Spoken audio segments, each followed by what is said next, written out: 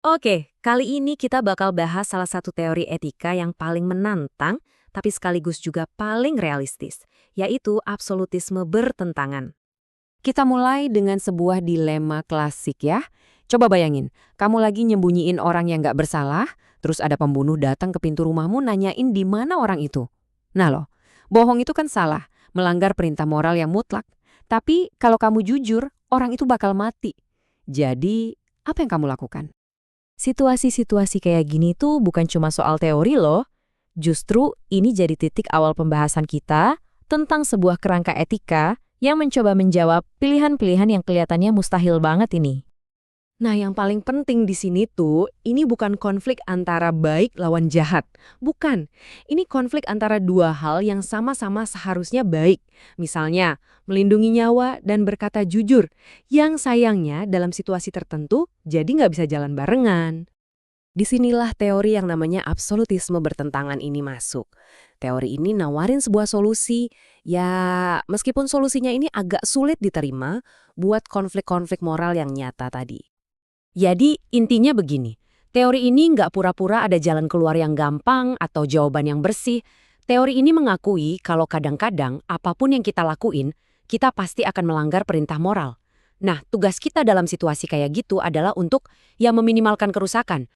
Sebenarnya ide ini bukan hal yang baru banget loh, akarnya bisa kita lacak sampai zaman Yunani kuno, tapi gagasannya benar-benar terbentuk pas era reformasi Protestan. Tokoh utamanya, seperti Martin Luther, benar-benar bergulat dengan kenyataan hidup di dunia yang nggak sempurna, sambil terus berusaha ngikutin hukum Tuhan yang sempurna. Nah, kutipan ini sering banget disalahpahami. Luther itu bukan ngasih izin buat berbuat dosa ya, justru sebaliknya. Dia mengakui kalau di dunia yang jatuh ini, dosa itu nggak terhindarkan, bahkan saat kita lagi berusaha melakukan hal yang benar. Jadi dia mendorong kita buat bertindak tegas, pilih kejahatan yang lebih kecil, lalu taruh kepercayaan yang jauh lebih besar lagi pada pengampunan Tuhan. Oke, sekarang kita bedah yuk gimana sih teori ini dibangun? Ada 4 prinsip dasar yang jadi penopang seluruh kerangka ini. Mari kita lihat satu persatu. Pertama, hukum Tuhan itu mutlak, nggak bisa ditawar-tawar. Kedua, karena dunia kita nggak sempurna, hukum-hukum ini kadang-kadang nggak bisa dihindari bakal saling bentrok. Ketiga, pas konflik itu terjadi, kewajiban kita adalah memilih kejahatan yang lebih kecil. Contohnya ya, berbohong buat nyelamatin nyawa. Dan yang paling krusial, poin keempat, karena tindakan itu tetap aja sebuah pelanggaran, maka pengampunan dari Tuhan itu jadi perlu dan tersedia. Tentu aja ya, sama kayak kerangka etika lainnya, absolutisme bertentangan ini punya pendukung dan juga punya kritikus. Coba deh kita lihat argumen dari kedua sisi secara seimbang. Sisi bagusnya, teori ini tetap pegang teguh kalau hukum Tuhan itu mutlak, jadi nggak dibikin relatif. Teori ini juga realistis banget sama dunia kita yang emang berantakan, dan selalu ngasih jalan keluar di setiap situasi. Tapi kritikannya juga tajam banget.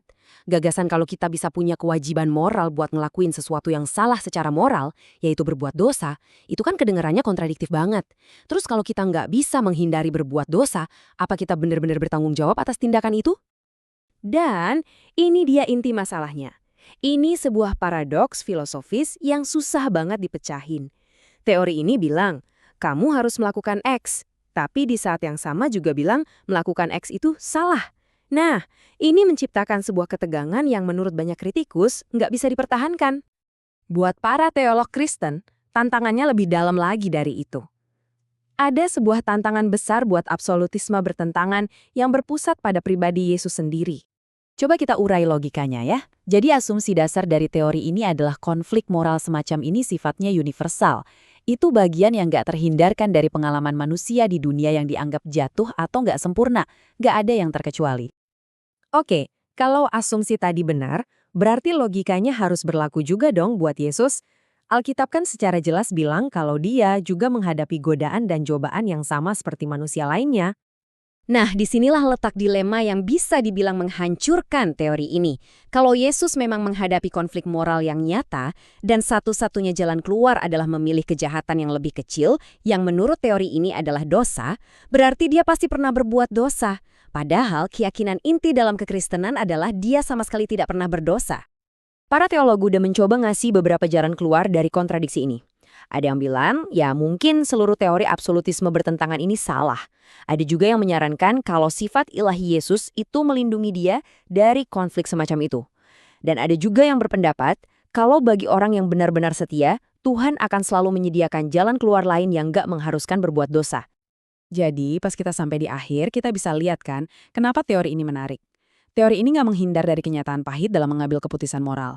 Ia mengakui kalau terkadang emang nggak ada pilihan yang baik, dan kita cuma bisa milih pilihan yang paling nggak buruk. Nah, pertanyaannya sekarang buat kita renungkan. Apakah kita menerima pandangan dunia yang tragis tapi realistis ini, yang mengatakan bahwa terkadang kita harus berbuat dosa, atau kita tetap berpegang pada keyakinan bahwa nggak mungkin ada kewajiban moral untuk melakukan sesuatu yang pada dasarnya salah? Itulah ketegangan inti di jantung teori absolutisme bertentangan.